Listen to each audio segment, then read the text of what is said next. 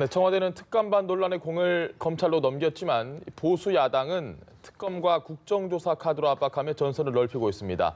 또 1년 반째 공석인 특별감찰관 추천권까지 주문했습니다. 네, 이런 가운데 문 대통령의 지지율의 부정평가가 긍정평가를 처음으로 추월해 야당의 공세는 더 거세졌습니다. 차재원 부산가톨릭대 교수, 이경수 전 새누리당 부대변인 두 분 나오셨습니다. 안녕하십니까? 네, 안녕하십니까? 오셨습니까? 검찰 고발, 여기에 국정조사 특검 카드까지 지금 보수 야당의 공세가 정말 거세지고 있습니다. 일단 이 상황 어떻게 보고 계십니까? 뭐 보수 야당 입장에서는 우리 속담 표현이 이런 말이 있지 않습니까? 능굴죄 굴론 호박. 뭐 이런 표현이 아마 딱 적당하지 않을까 하는 생각인데요. 뭐 전혀 예상치도 않았던 여러 가지 좋은 뭐 일이 생긴다는 그런 뜻일 수 있는데, 야당 입장에서는 지금 문재인 정부 정권 그 지지율이 상당히 고공행진을 하다가 지금 약간 이제 하락 추세로 지금 접어드는 그런 상황에서 또 정권이 상당히 치명타가 될 수 있는 정권 내부의 도덕적 문제가 불거졌다는 것이죠. 그렇다고 한다면 야당 입장에서는 상당히 공세의 칼날을 상당히 강하게 날카롭게 베릴 수밖에 없는 상황인데, 저는 뭐 지금 야당이 여러 가지 내놓는 주장 자체는 뭐 지금 하여튼 이 그동안에 쭉 왔던 갈래에서 뭐 그 갈래 그대로 따라가고 있다고 봅니다. 예를 들면 먼저 야당이 제일 먼저 한 부분이 국회 운영위 열어서 진상조사하자. 그래서 지금 임종석 비서실장을 비롯해 조국 그 민정수석까지 다 나와라는 이야기고요. 그걸 또 더 나아가서는 그것이 부족할 경우에는 지금 국정조사하겠다는 것이고, 오늘 드디어는 특별검사까지 도입하자는 이야기가 나온 것이거든요. 그러니까 야당 입장에서는 아마도 이 공세의 고삐를 저는 늦추지 않을 거라고 봅니다. 물론 지금 그 김태우 수사관이 지금 전 수사관이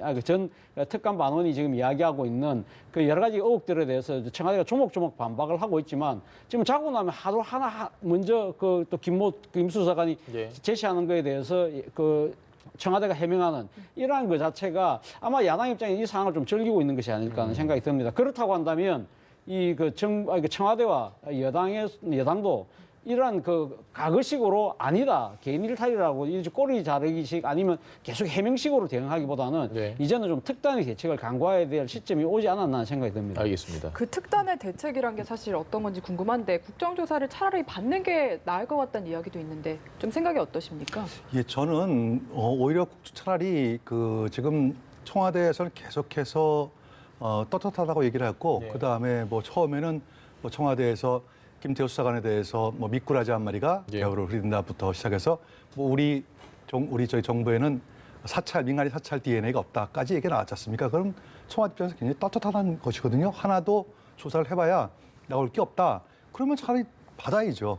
받는데 지금 이제 왜 이 문제가 여기까지 나왔냐면은, 핵심이 김태우 수사관이 뭘 얘기하냐면은 거기 하나에 대해서 또 반박을 하고 하나에 반박하고 하니까 자꾸 꼬리에 꼬리를 무니까 의혹이 증폭이 됐거든요.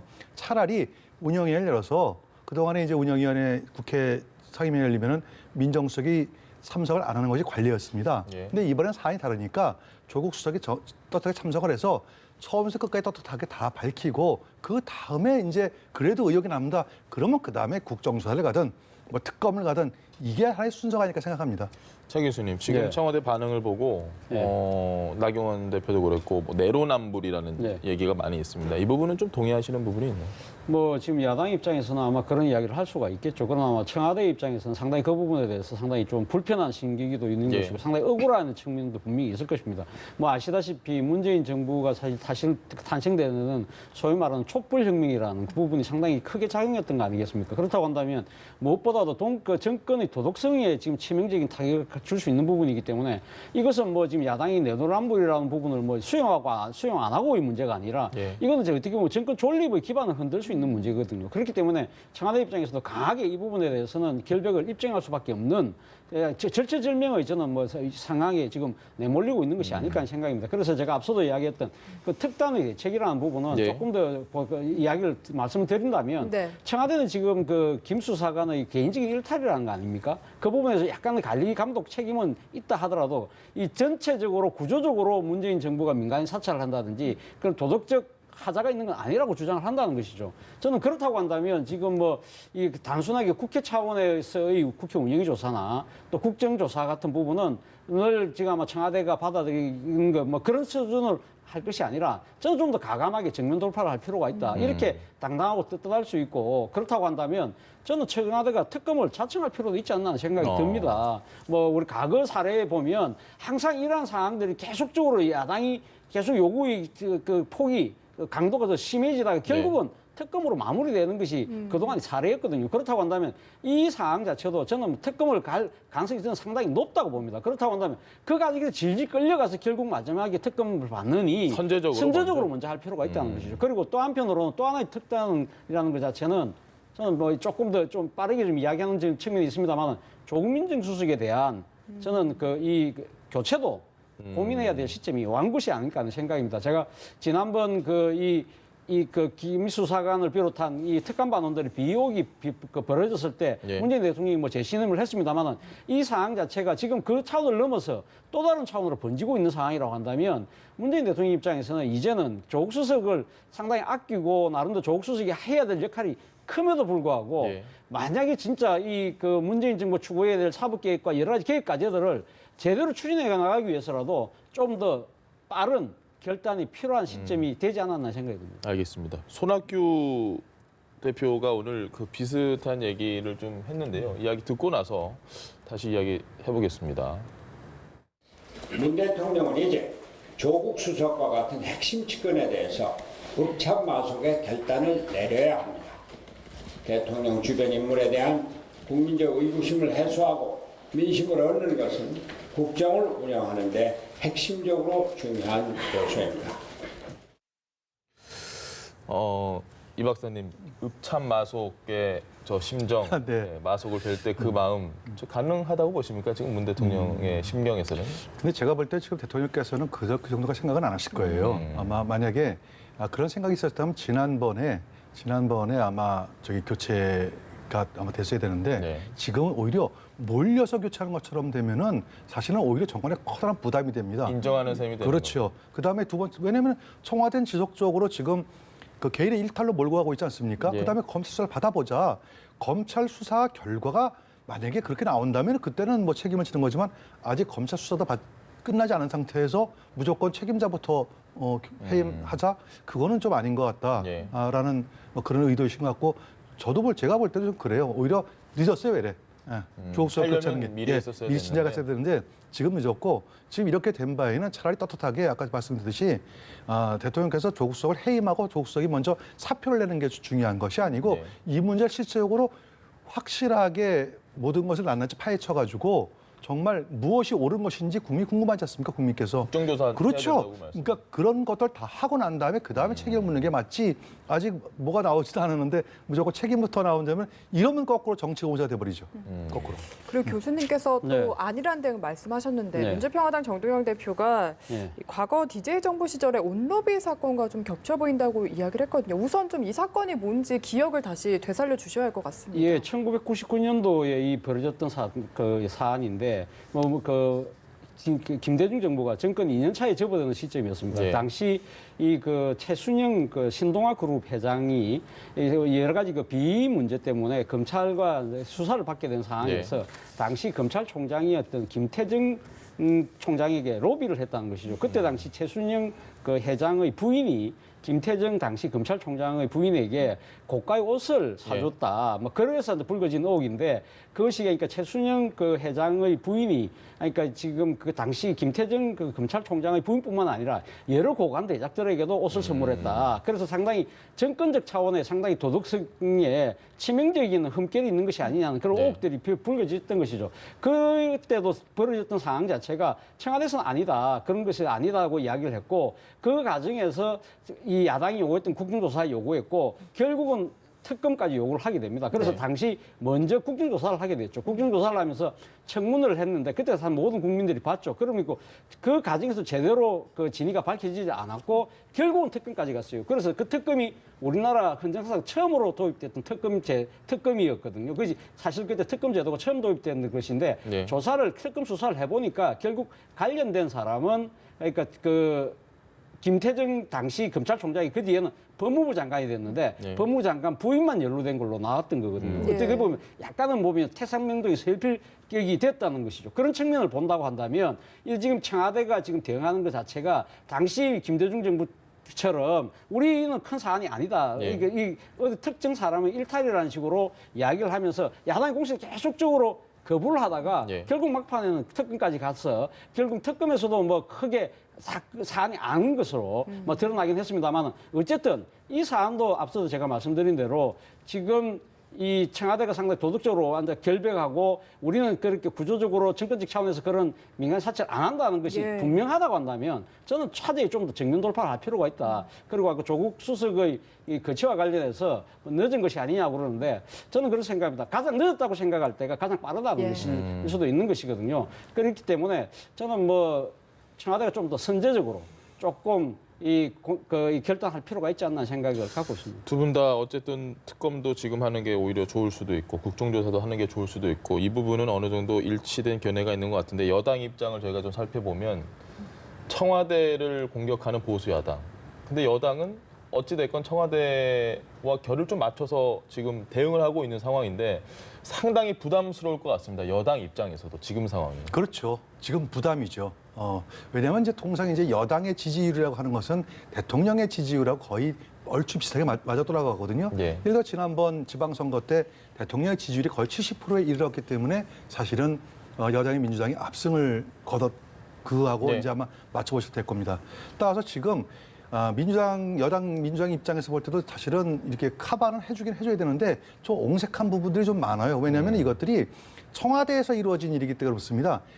여당 내에서 이루어진 것 같으면 여당에서 얼마든지 커버가 되는데 네. 청와대에서 이루어진 일은 사실은 실체적 진실을 잘 모를 수 있거든요. 아무리 여당이랄지라도. 그러다 보니까 좀 옹호해 주는데 좀 한계가 좀 보이는 거죠. 어쩔 수 없이. 그렇지만 여당 입장에서 볼 때 정부를 옹호를 안 해주면 어떻게 하겠어요?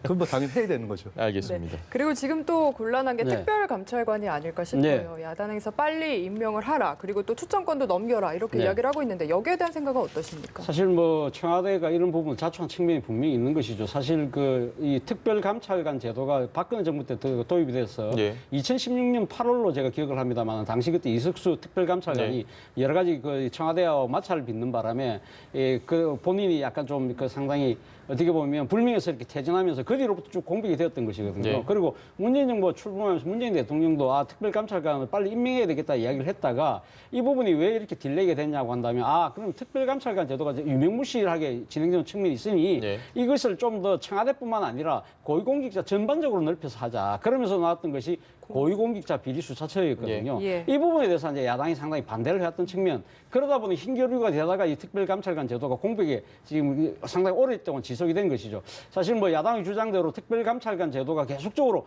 유지되어 왔다고 한다면, 제대로 작동되어 왔다고 한다면, 과연 이런 비위가 상당히 사진이 차단되지 않았을까. 그런 측면에서 본다고 한다면 저는 빨리 조속적으로 그 정상적으로 기능을 빨리 복원하는 것도 필요하다고 봅니다. 그 필요에 따라서는 야당에게 추천권도 줄 수도 있는 것이죠. 그러나 단 제가 생각했을 때는 특별감찰관 제도가 이 사태의 문제를 푸는 본질적인 해결책은 아니라는 것이죠.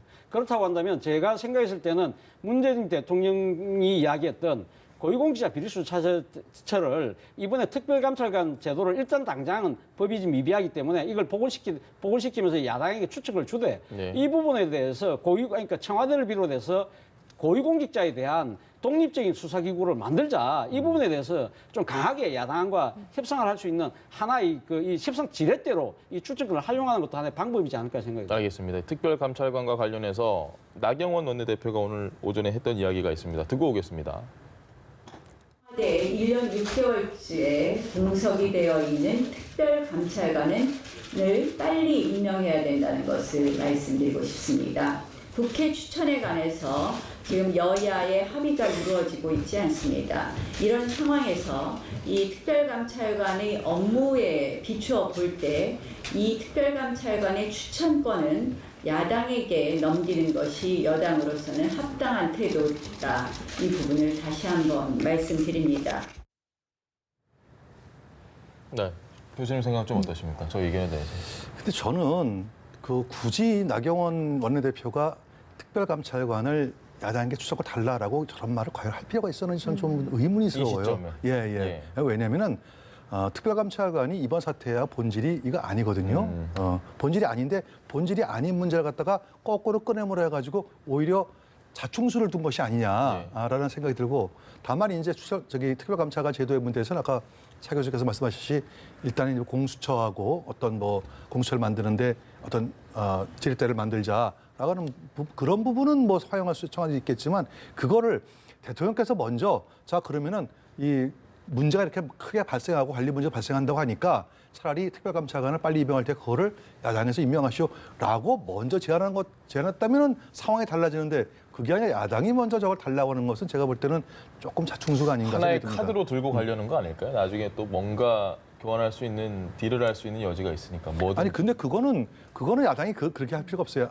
이제 조금 있다가 뭐 이거 연결되고 싶은데, 예를 들어가지고 지금 그 김태우 수사관에 대해서 그 수사를 서울중앙지검에다가 하루 만에 수원지검으로 넘겼지 않습니까? 그러니까 이 부분에 대해서는 지금 뭐 수사 축소를 할 의도가 있다 뭐다 여러 가지 설들이 나오고 있어요. 오히려 이런 부분이 특검으로 가는 그 지렛대는 얼마 사용할 수가 있는데, 특별감찰관 문제 갖다가 우리한테 달라고 하면서 다른 걸 몰고 가는 거는 제가 볼 때 조금 논리적 비약일 수 있다. 그래서 제가 볼 때 좀 올바른 건 아닌 것 같습니다. 알겠습니다. 그 서울중앙지검에서 수원지검으로 옮긴 거예요. 네. 이게 보통 있는 일인지도 궁금하고, 지금 검찰에서는 공정성을 고려한 거라고 이야기를 하거든요. 교수님 의견 어떠십니까? 상당히 이례적인 건 분명합니다. 그러나 뭐 지금 그 대검에서 이야기하는 부분은 일종의 재척 사유에 해당된다고 볼 수 있다는 것이죠. 그러니까 재척 사유가 뭐냐, 좀 이해관계자들 또 상당히 또 그끼리 이해가 충돌한다든지, 아니면 또 상당히 또 수사하는 사람과 수사 다 받는 사람이 상당히 아주 가까운 사이 같은 경우에 공정한 수사가 힘들기 때문에 그렇게 재척 사유를 이제 보통 해서 다른 데도 이제 이관을 하는 경우가 있는데, 이 경우가 그 해당된다는 것이 이제 검찰의 주장입니다. 아시다시피 지금 서울중앙지검장이 윤석열 검사장이지 않습니까?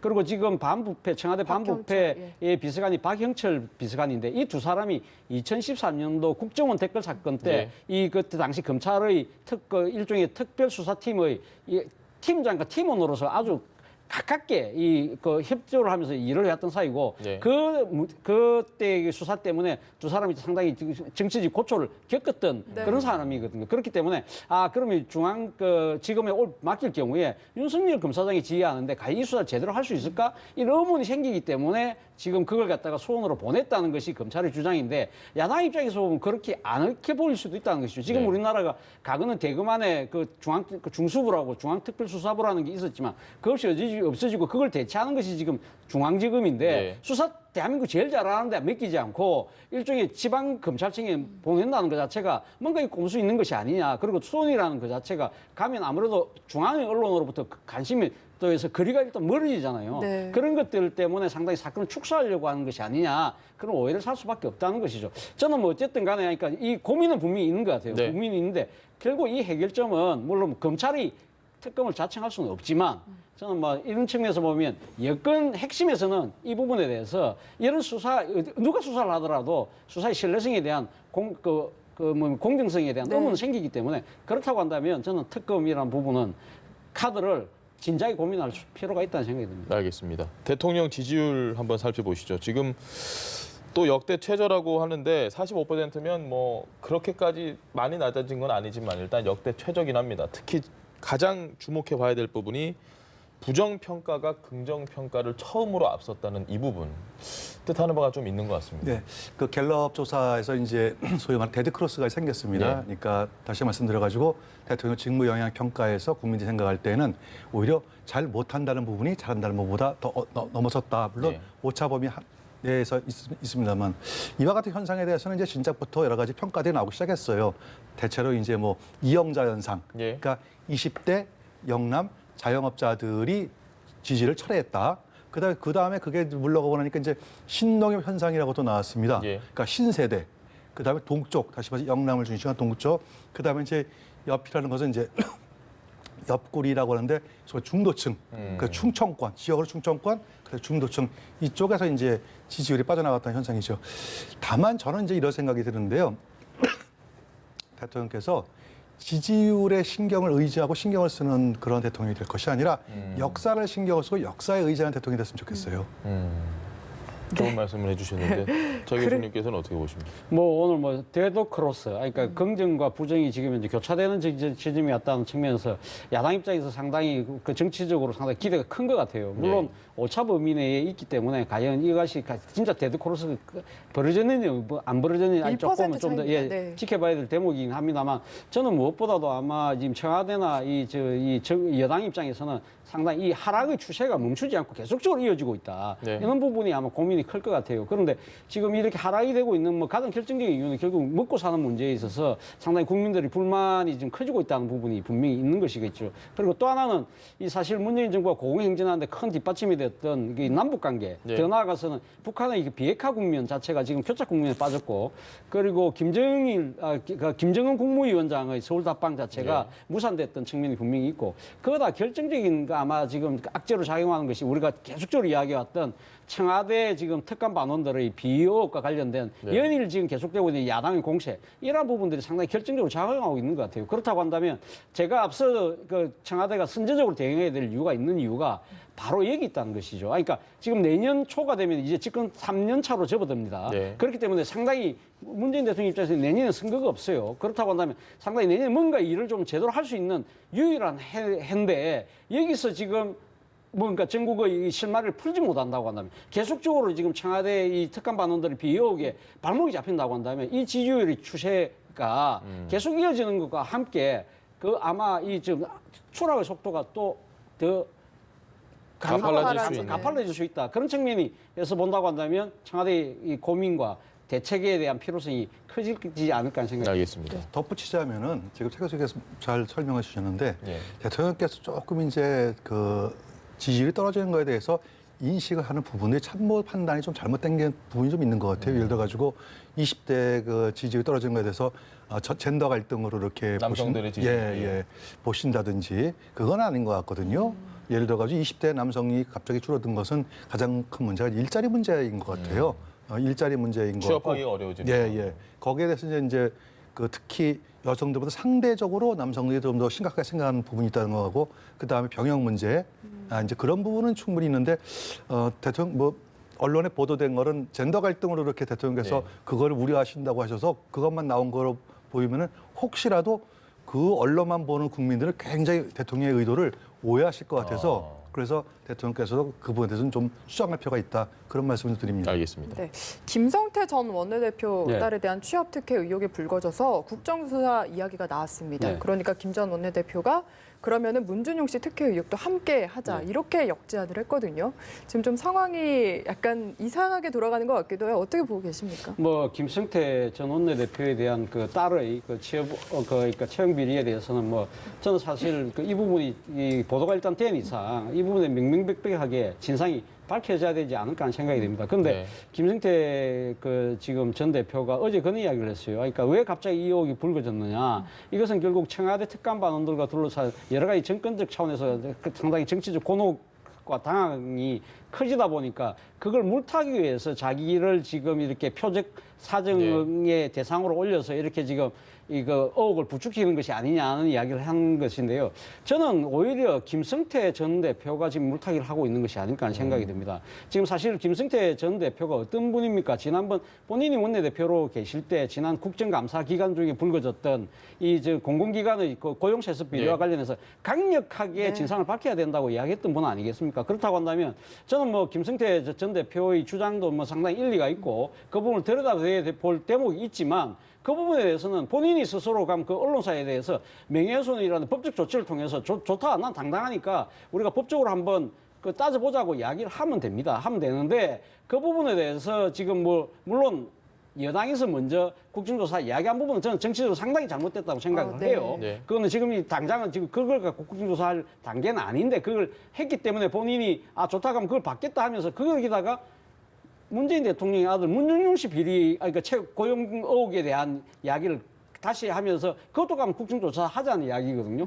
그런 식으로 하는 것 자체가 저는 물타기라는 거죠. 그것도 또 다른 물타기가 될 수 있다는 것이죠. 사실 문준용 씨 취업 비리 의혹 같은 경우는 공소시효가 다 지났어요. 근데 그 사건하고 똑같이 지금 정치적으로 조사를 하자는 이야기 자체는 자기 조사하지 말자는 이 방어막이 아니니까라고 의심을 할 수밖에 없는 상황이라는 거죠. 알겠습니다. 박사님께서는 어떻게 보십니까?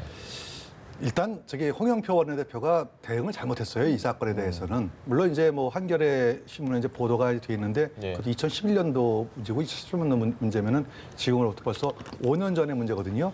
이제 와서 저 문제가 어떻게 불거졌는지에 대해서도 좀 의문이 들고 예. 그런데 거기에다 대고 그러면 조용히 언론에서 발표가 됐으니까 예를 들어 그 문제가 있으면은 검찰 조사를 해가지고 과연 이것이 정말 문제가 있는 건지 파악하면 되는데 갑자기 홍영표 원내대표가 국정조사권을 꺼내는 바람에 오히려 야당으로부터 지금 그 김태우 수사관 문제를 갖다 물타기하기 위해서 예. 예, 국정조사에 들고 그걸 나오는 거 거꾸로 꺼낸 게 아닌가라는 의혹을 받을 만큼 오해 소지가 충분히 있었어요. 다만 국정조사 하는 걸 갖다가 너무 국회의원이 쉽게 말씀하시는 것 같아요. 네. 그러니까 물론 이제 미국은 뭐 여러 가지 조사가 다 있습니다. 의회에서 아주 간단하게 상임위원회 3분의 1 소집만 해도 조사가 이루어지지만 우리나라 그게 아니잖아요. 국회 본회의 통과해야 되거든요. 예. 그런데 그걸 가지고 국정조사를 하자 말자라고 하는 것 자체가 오히려 국회의 품격을 스스로 떨어뜨린다. 그러다 보면은 국회가 오히려 권위를 실추하게 되고 자칫 잘못하면은 국회가 사법부에 의존하게 되는 국회 사법화 현상도 발생할 가능성도 있고 여러 가지 부작용이 많아요. 그래서 이 사건과 별개로 이 사건을 뭐 계기로 해가지고 국회가 상당히 신중하게 부분들을 접근할 필요가 있다. 그런 생각을 해봅니다. 말씀하신 것처럼 지난 여름부터 예. 지금까지 생각해 보면 국정조사라는 얘기를 저희도 정말 많이 전해드린 것 같습니다. 실제로 네. 뭐 이루어진 것도 있고 안 이루어진 것도 있지만 예. 손혜원 의원이 이런 얘기했습니다. 예. 나 같으면 이거 받겠다. 김성태 대표가 전 대표가 이렇게 하면 못 받을 줄 알고 얘기를 한 건데 예. 차라리 이번 기회에 깨끗이 털고 예. 가자라는 식의 이야기를 페이스북에 올렸습니다.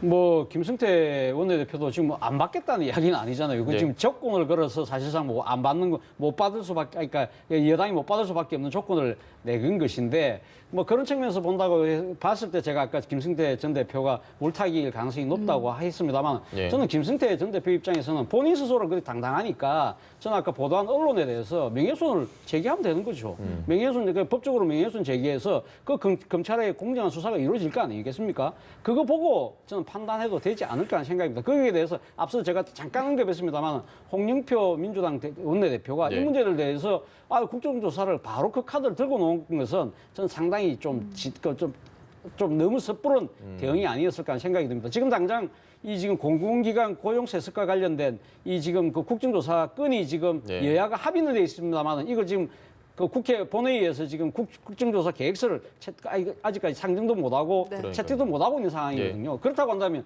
홍준표 대표의 이 이야기 자체가 오히려 그걸 방해하려는 것도 하나의 또 정치적인 디펜스 아니야?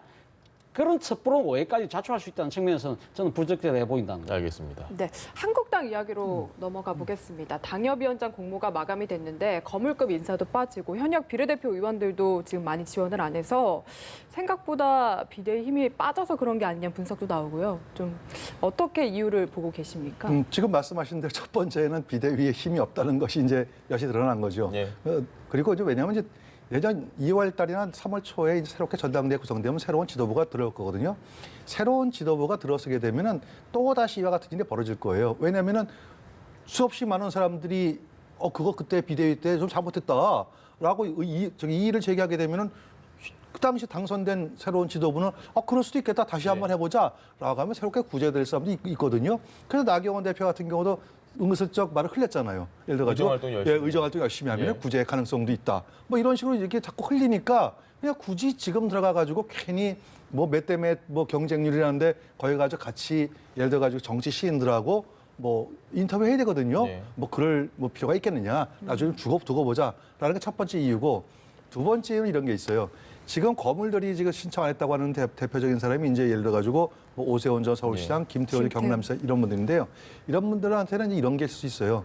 지금 오세훈 시장 같은 경우에 내가 종로를 가겠습니까? 뭐 어딜 가겠습니까? 김태호 지사도 창원을 내려가겠어요? 어디 가겠어요? 차라리 이럴 때는 기다리고 있다가 만약에 그